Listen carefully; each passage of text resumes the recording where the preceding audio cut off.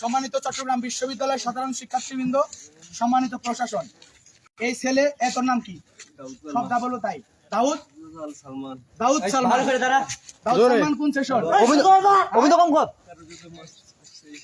হ্যাঁ 13-14 session, masters 22-23।